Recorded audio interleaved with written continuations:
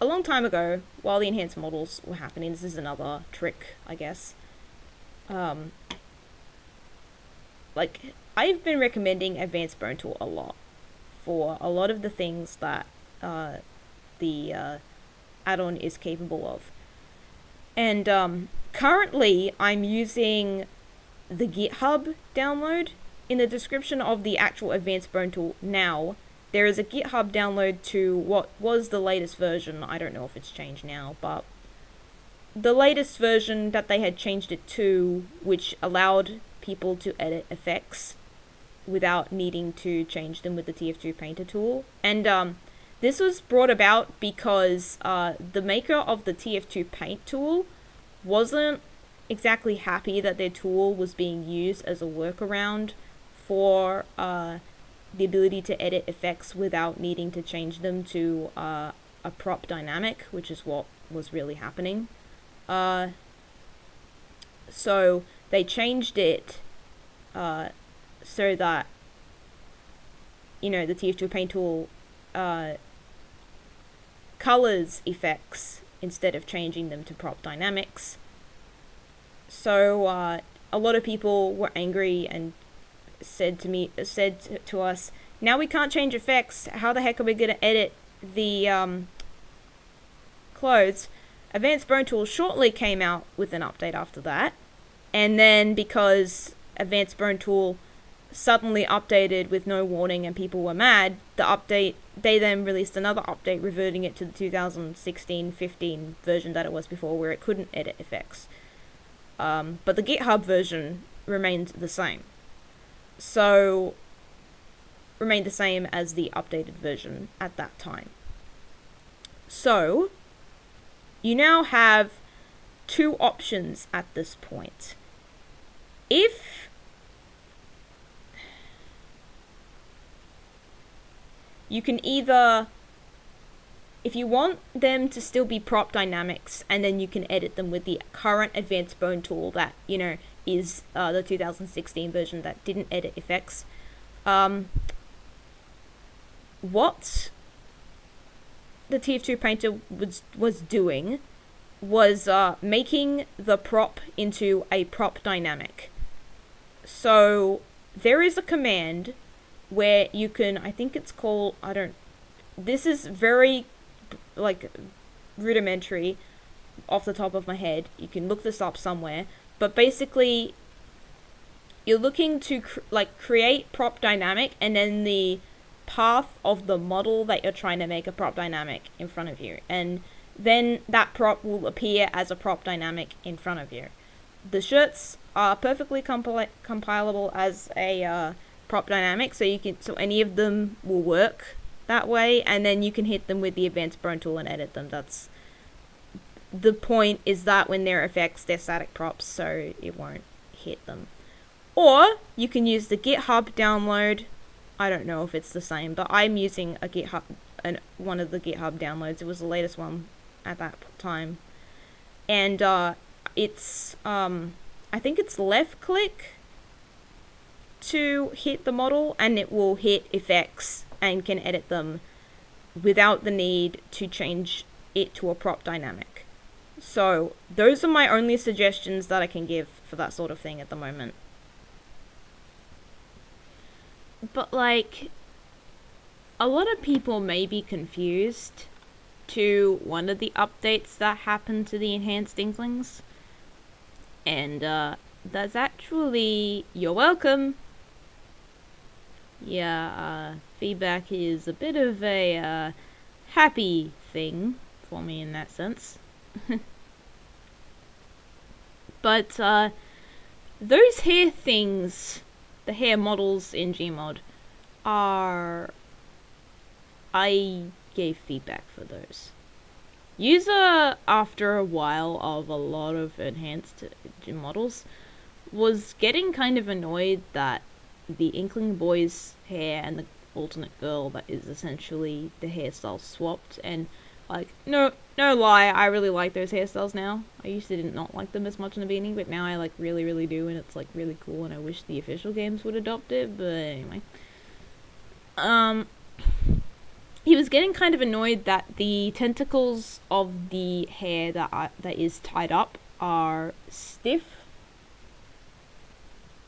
Yeah, stiff. And he made physics for them, but before that, people had been using the hair tentacles to create alternate hairstyles, as was I, and it wasn't actually just for me in the first place, because initially I was reading a lot of Dark Mario's comics on DeviantArt. I later stopped because it was just veering off into territory that I just wasn't exactly comfortable with in terms of viewing, and I just wasn't invested in it anymore and just wanted to move on. If I wanted to make my own entertainment, I might as well do it myself, I said, so I just wandered off and I left him alone. And but while the update was happening, this was at the time that I think, like, no, it wasn't when but she was still fairly new to his fanon. This was when he'd made Carmel, and it wasn't exactly when, but it was like a good midway into her story with, I think it was Sky. It was the Blue Octoling that she was friends with, and it was somewhat during that bit, and I noticed that he'd used the ponytail tentacle to pull it down to where the hole in her cap is, which requires use of advanced bone tool because, like, that bone had no physics. If it had physics, it would distort the model and do a whole bunch of... If worst case scenario, it just stays there and doesn't move. So, if they were going to be given physics, they wouldn't be able to be moved, because Advanced Bone Tool can only move bones that aren't attached to physics models. Essentially, the Advanced Bone Tool cannot... It can only scale, I think, if the bone is a physics bone. If the bone is attached to a physics bone, it cannot be moved. Its position cannot be moved, and it cannot be rotated, no matter what, under any circumstance, if it is attached to a physics model. So this meant that he wouldn't be able to use Carmel in the same way, potentially might have to change her design to match these specifications, and I didn't want that to happen. Never mind also that I'd already had a character who also, at the time, needed that, and, well, he was a boy, she's a girl, so, but the point still stands. And, so I let them know of this, and now on the enhanced Inklings on the Gmod workshop of the reels, there are now 14 bones, and this isn't... When I was talking about this with User again, more than once, and I was being quite naggy about it, but he mentioned those bones were fine. They weren't going over the limit. And mind you, the original bones for the shoes, for Squidbot's old gear packs, those are still on the enhanced Inklings. And there's still room for the 14 Advanced Bone Tool hair bones on the alternate Inklings. So I don't think bone limit is the problem. And, like, to go back to the enhanced Inkling example, imagine Fission releases the new enhanced Inklings for Gmod and Source Filmmaker. In Gmod, you would have to make them extremely differently because, well, they need physics, but physics define models in different ways, essentially. You can hide parts of models that are attached to physics bones, but the physics bones won't really go away. They can't go away. They're attached to the model. You can't just disable them. They're just invisible. If you know where the bones are, you could still move them. And like with the Physigon, and that is possible. There are two the Inklings obviously do this themselves.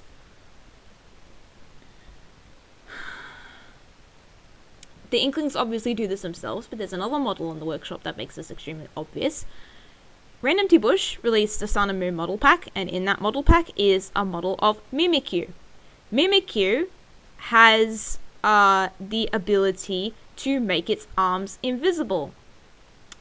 Its arms, however, are attached to the physics model. So if you knew where the arms were before you made them invisible, you could still move the arms. As well as on the Inklings, if you still knew where their hair bones are, you could still move the hair. So with this, you couldn't really bone merge the hairstyles in the same manner, especially if some of them are supposed to have physics. And I kind of want the hair to have physics. Especially, this is particularly why I shied away from the hairstyles myself, because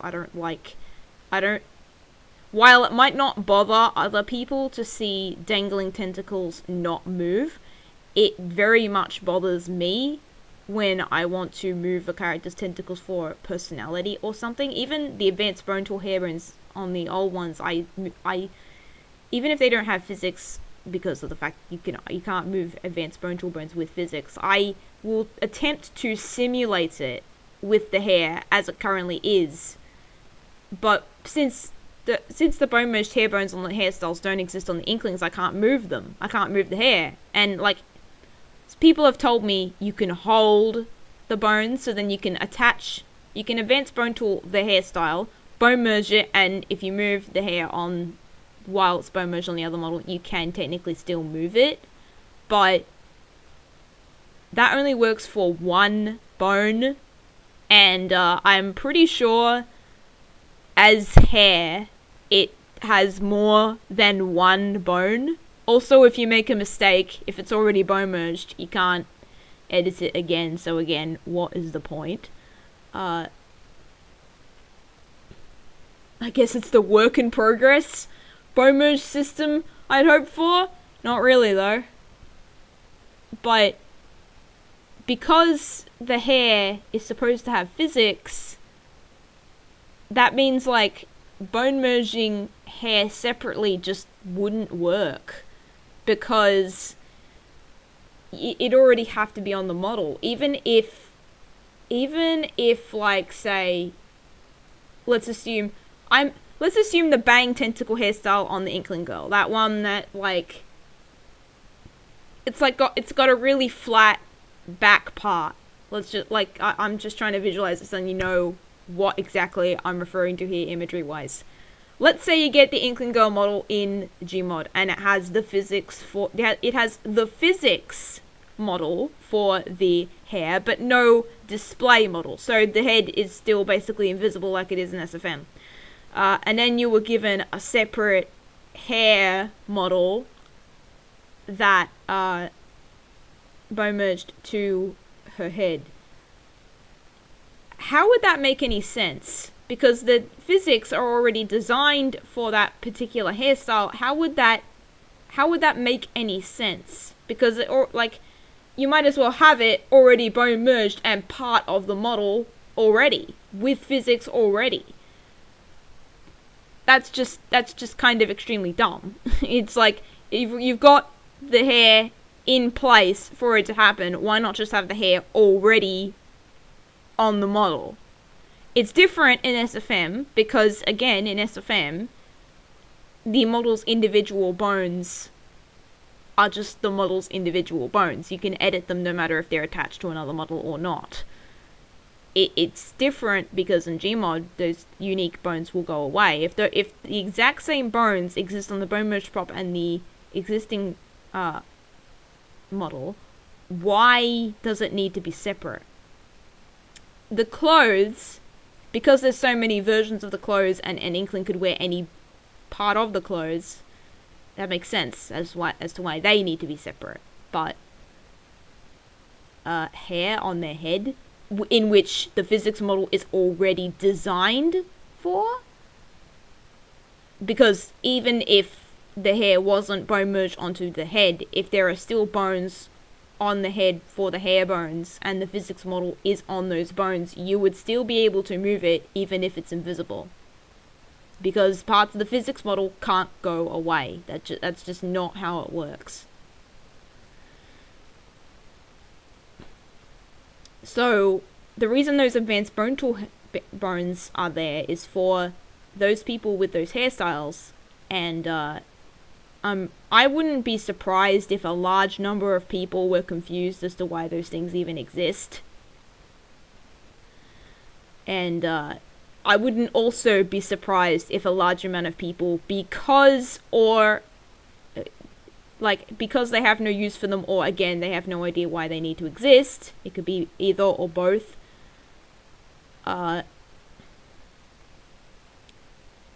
They haven't used them. But in Gmod, that's really the only way you could make some level of custom hairstyles within the Inkling tentacle limit, I guess. And of course, this doesn't match to when people in SFM will make like bits and pieces of the Inkling model just spurting out from all aspects of the Inkling's head. They've got like mutilated Inklings sitting in an unseen corner of the map when they just drag those bones all the way over to their other model that they're using it for and color it and etc. And like it's just kind of a mess for that sort of thing. Basically, yeah. It's not, you're not going to be able to replicate those, but you would have still a very large amount of customizability because you've got two tentacles and you can pull them all over the head as far as you want, as much as you wish, because these advanced bone tool bones exist. And in Gmod, that's the only way to use it. That's the only way to do it. And I did give this feedback to user, and that's why they're there. Now, myself, personally, I wouldn't be surprised if people think of it as a selfish motivation now, because now, since I don't follow him anymore, I'm not sure if he's still used it since. I don't know how many people have used it at all. But myself personally, I've tried to justify the use of it by... Now I have 4 characters who use this particular method. The one I had originally, and now 3 others that use this hair thing. If only so there can be some level of customization for these things. That, you know, we're not completely locked out of it by SFM. And at the same time, if people want the regular tied up hairstyles for the girl and the boy, they also don't have to endure the problem of needing to simulate physics for them, or, you know, lazily not doing it at all, because the physics exist for those.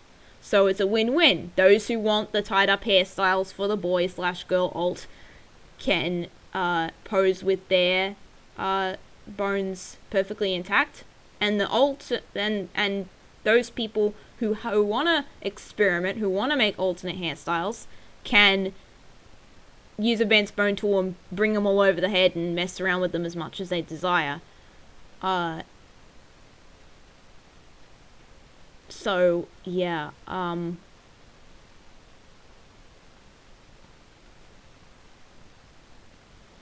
you know, then there's just the base things on the model, like, you know, the ability to have alternate this is gonna sound really perverted, but I'm not that gross. Like the ability to have different shapes of the underwear, that is, the torso part, because the Splatoon 2 ones have a different, I think they have what looks like a tank top underneath now, instead of the,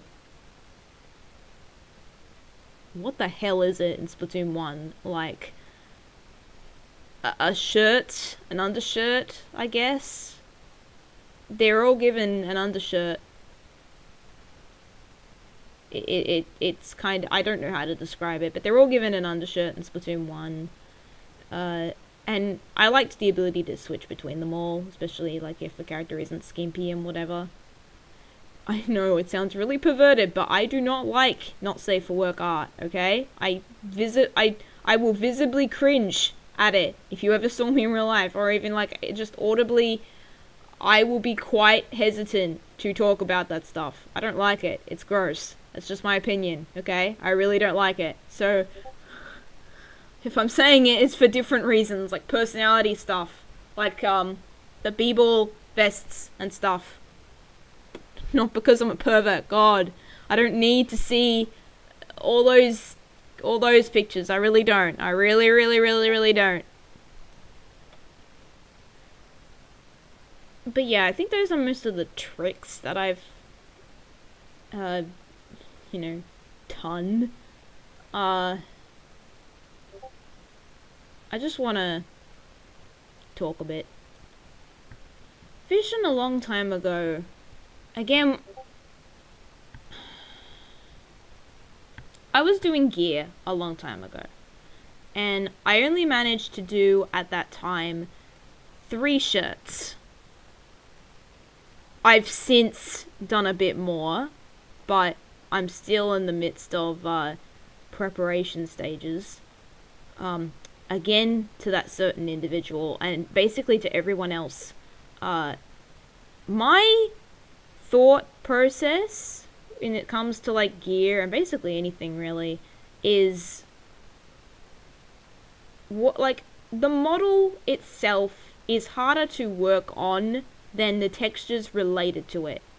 Talk of VMT file or something like that. It's text or textures in the case of the VTFs themselves.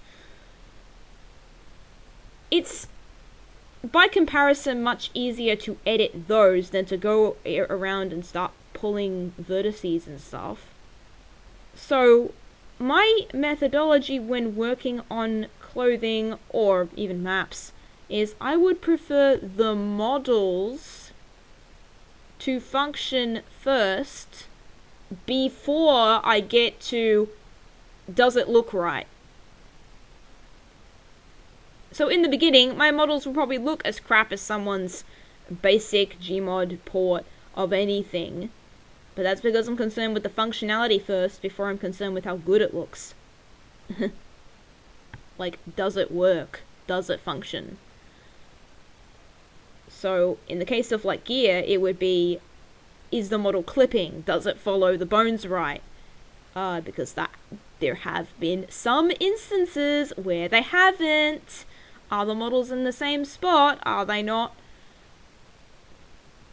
colliding with each other in the wrong way? Have I forgotten the texture? Have I forgotten something else? And, like, have I forgotten the texture? Like, is it actually pointing to the right texture? Not, does the texture look right? Stuff like that. What it's actually doing first, before I think, oh yeah, I should probably insert a line of text in the VMT saying it should shine like this or something.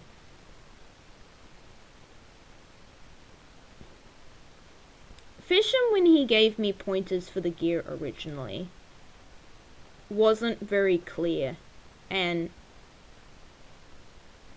like this kind of made me averse to touch gear for a very long time. Not that I would wanted to stop, because hello, I've got a whole bunch of Inklings/Octolings on my DeviantArt who haven't been able to articulate or move, so that's no fun. I want to be able to do that, so I'm going to take steps to do that. That's part of the project, you know. The project was for my stories, and my stories do involve these characters. So I would rather, get them to, like, be able to pose them in Source. That's kind of, it's kind of the point. I hate to be really, really, smug there, but, like,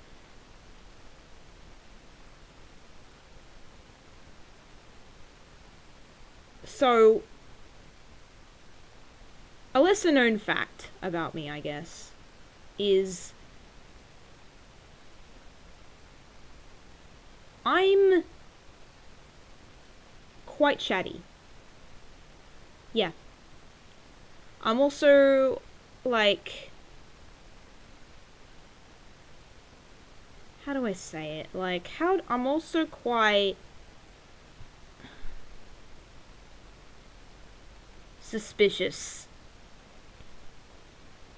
and unsure.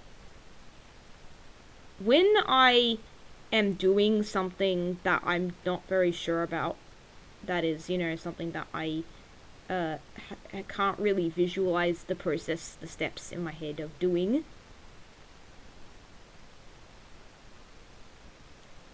I will ask a lot.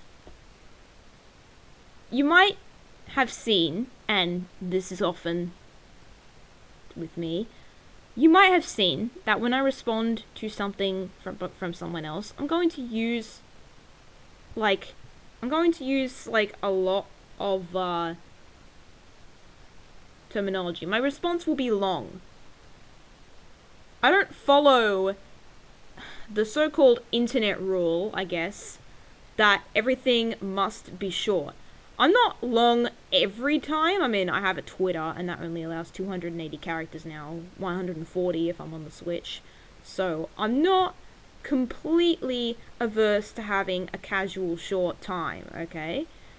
It's just, I don't follow, I think that rule is dumb.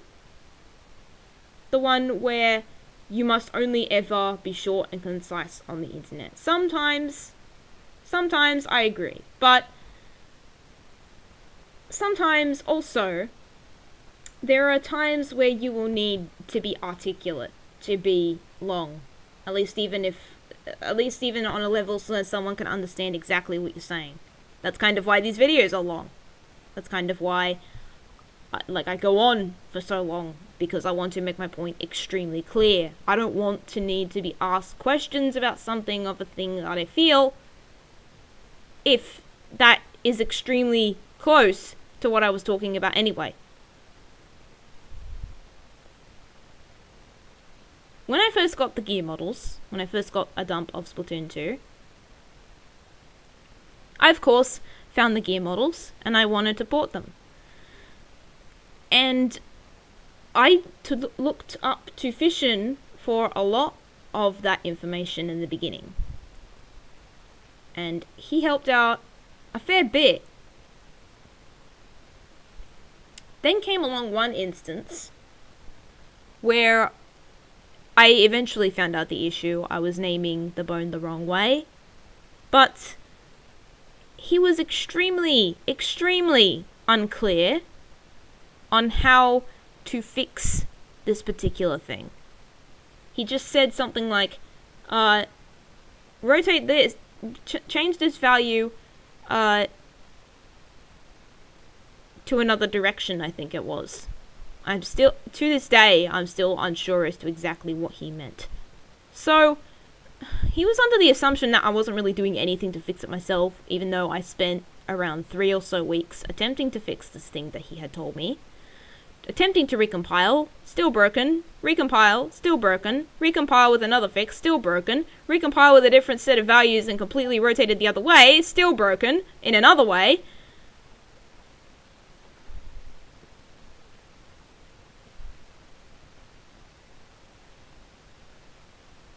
And then I later found this out much later. Like, I'd never even... I was under the impression he'd just completely given up to me.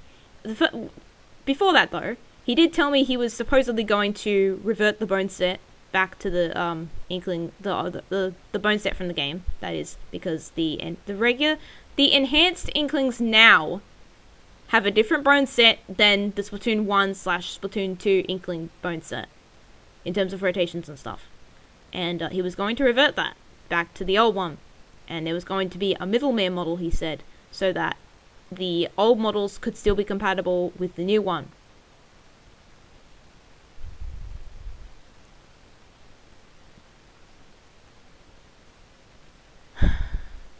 After this, though, several months later, I found out that after he was annoyed with a certain someone, while he wasn't annoyed with that certain someone, and I'm sure you have history of this. I'm pretty sure you have history of this. Come on, you probably archived all of our chat logs and such. I've archived them too, you know. And he told them that I was annoying for simply verifying this stuff so that I knew exactly what I was doing. I was annoying.